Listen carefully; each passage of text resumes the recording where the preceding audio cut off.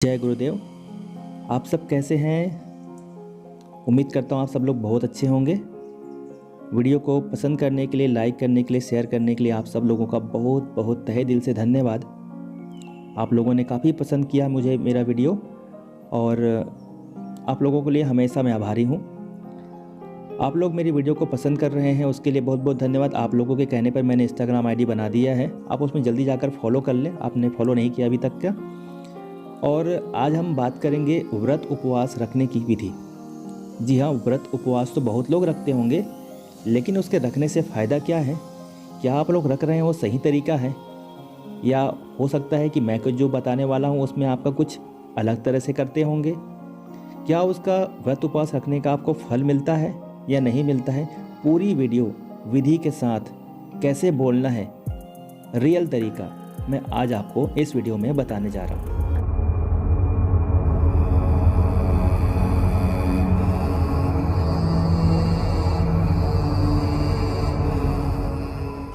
हम सभी ने जीवन में कभी ना कभी किसी दिन व्रत या उपवास जरूर किया होगा, चाहे वो मंगलवार का हो या सोमवार का या किसी विशेष तिथि का हो।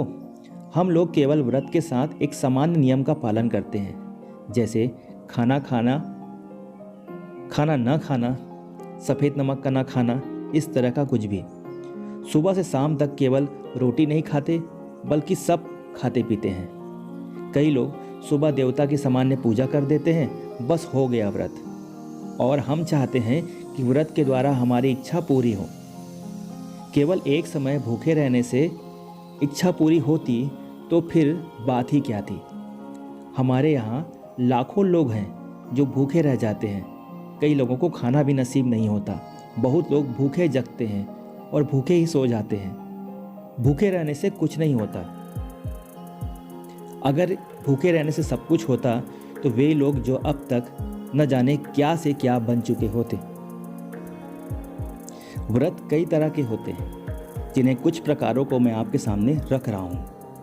पहला होता है अल्पाहार। इस व्रत में आप एक समय भोजन कर सकते हैं, या इसे हम अल्पाहार कर सकते हैं। दूसरा होता है जलाहार। इस व्रत में आप कोई भी कुछ भी नहीं खा सकते, केवल जल पिया जाता है। जल के सिवा कुछ भी नहीं खाया जाता, इसे हम जलाहार कहते हैं। तीसरा होता है निराहार। इस व्रत में कुछ भी वस्तु खाई या पी नहीं जा सकती, केवल हवा के सिवा कुछ भी नहीं, इसे हम बोलते हैं निराहार व्रत। चौथा है निर्जला व्रत। काफ़ी कन्याएं और लेडीज़ लोग इसे रखते हैं। इस व्रत में कुछ भी नहीं खाया पिया जाता, हवा को छोड़कर। पांचवा है फलाहार व्रत। इस व्रत में केवल फलों का सेवन किया जाता है, जल पी सकते हैं और दूसरा अन्यथा कुछ भी नहीं लिया जाता। छठा है सादा व्रत। इस व्रत में केवल नमक मिर्च नहीं खाई जाती। बिना नमक मिर्च के आप लोग कुछ भी खा सकते हैं। सब्जी में लोग सेंधा नमक, काली मिर्च मिलाकर खा लेते हैं। और लास्ट में आता है मौन व्रत। मौन व्रत में आप कुछ भी नहीं बोल सकते, किसी से भी बात नहीं कर सकते। पूरी तरह से चुप रहने से ही मौन व्रत सफल होता है। ये सभी व्रतों में सबसे कठिन व्रत है, क्योंकि एक शब्द बोलते ही ये व्रत का संकल्प टूट जाता है। अब हम जाने, आपने तो पूरा समझ गए कि व्रत कौन से होते हैं। अब सही तरीका आज समझ लीजिए कि व्रत करने का सही विधि क्या है। व्रत रखने के लिए सुबह जल्दी जागकर नहा धोकर फ्री हो जाइए। फिर जिस देवी या देवता का आपको व्रत रखना हो, उसकी पूजा की सामग्री इकट्ठा कर लीजिए। उसके बाद उसके पसंद के भोग, फल, फूल इकट्ठा कर लीजिए। फिर उस देवता का पूजन करें और व्रत का संकल्प लें। संकल्प लेना बहुत जरूरी है। व्रत में संकल्प का विशेष महत्व है। बिना संकल्प के व्रत नहीं होता, केवल भूखा मरना ही होता है। संकल्प लेने के लिए दाएं हाथ में चावल के दाने, थोड़ा सा पानी लेकर बोलें, मैं अपना नाम बोलें, पिता का नाम बोलें, अमुक का पुत्र, अमुक गुरु का शिष्य, इस जल को और 10 दिशाओं को साक्षी मानकर मैं आज अमुक बार का कल सुबह तक जो भी इच्छा हो बोलें। जलाहार, फलाहार, निराहार, एक समय दुग्धाहार, मौन व्रत, जैसा व्रत करना चाहें साफ साफ बोलें। व्रत कर रहा हूँ, मेरा व्रत निर्विघ्न पूर्ण हो, ऐसा बोलकर हाथों के जल को भूमि पर या किसी पात्र में गिरा दें। याद रखें, संकल्प स्पष्ट क्लियर होना चाहिए, क्योंकि आपको उनको पता कैसे कि आप किस लिए कर रहे हैं। मन में कुछ नहीं होता, बोलना पड़ता है। इसके पश्चात सारे दिन प्रेम से, शांति से निकालें। दैनिक कार्य करते रहें, अपना इष्ट का मनन करते रहें। जैसा संकल्प आपने लिया है उसका पालन करते रहें। दूसरे दिन व्रत का पारण करने के लिए सुबह नहा धोकर पूजा करें। जल हाथ में लेकर वापस से बोले, मैं अमुक अमुक का पुत्र, अमुक गुरु का शिष्य, कल मैंने जो मंगलवार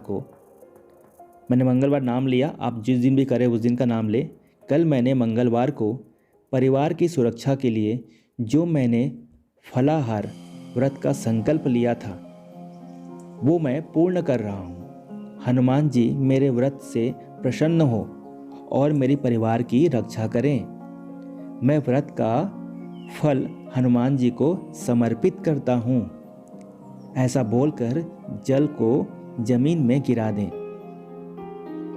उसके बाद सबसे पहले हाथ में गंगा जल लेकर उसे ग्रहण करें। वैसे तो कई व्रतों का पारण किसी विशेष वस्तु से किया जाता है। वो वस्तु न मिले या उसकी जानकारी नहीं है तो केवल गंगा जल से ही पारण कर लें। पारण का मतलब समझ रहे हैं? पारण का मतलब ये है कि व्रत खत्म करके सबसे पहले जो वस्तु खाई या पी जाती है उसे पारण कहते हैं। कई व्रतों में गौमूत्र, गंगा जल, छाछ, केला, पानी, कोई विशेष फलों से पारण का शास्त्रीय विधान होता है। और आगे बता रहा हूँ, सुनिए ध्यान से। पहले वीडियो को लाइक कर दीजिए। अभी तक आपने वीडियो को लाइक नहीं किया तो वीडियो को लाइक करिए, सब्सक्राइब कर लीजिए चैनल को और बेल आइकन को प्रेस कर लीजिए। अभी बहुत सारी अच्छी वीडियो बाकी है। मेरा काम आपसे पैसे कमाना नहीं बल्कि आपको पूजाओं में पारंगत बनाना चाहता हूँ कि आप उसे अच्छे से करें, समझें और आप जो मेहनत कर रहे हैं उस मेहनत को आपको बराबर फल मिले। क्योंकि लोगों को सीधा विधि बता देना इम्पोर्टेंट नहीं है, जरूरी तो ये है कि आपको पूरी विधि के साथ जो कर रहे हैं उसी का फल तो मिले। उसी फल में आप इतना कुछ पा लेंगे कि आपको दूसरी कोई चीज़ की ज़रूरत पड़ेगी नहीं। तो नियम का सही पता होना जरूरी है। तो प्लीज़ आपसे रिक्वेस्ट है, लाइक करें, शेयर करें, सब्सक्राइब करें, बेल आइकन को प्रेस कर लें और फॉलो कर लें इंस्टाग्राम और फेसबुक में। आप ही ने कहा था तभी ने मैंने बनाया है। चलिए आगे सुनते हैं। इतना कर लेने के बाद आपका व्रत हो गया पूरा। यदि आपने नियम रखा है तो उसका फल आपको अवश्य मिलेगा। व्रत में सारा खेल संकल्प का ही है। बिना संकल्प भूखे मरने से कुछ नहीं होगा।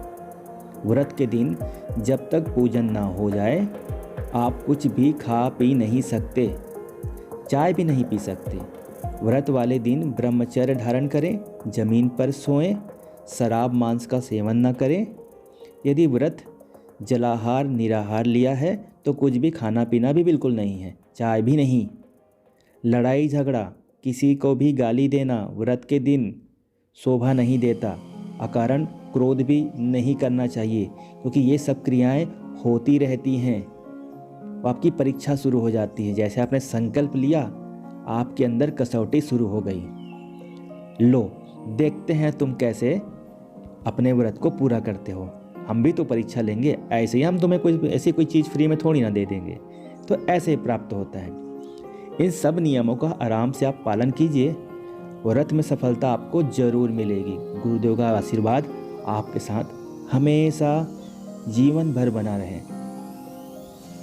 ये सामान्य नियम का पालन करके आप व्रत कीजिए, आपकी इच्छा अवश्य पूरी होगी। फिर से कहता हूँ, आप सब अपना बहुत सारा ख्याल रखें। फिर से मिलते हैं एक और दुर्लभ वीडियो के साथ में। जय गुरुदेव।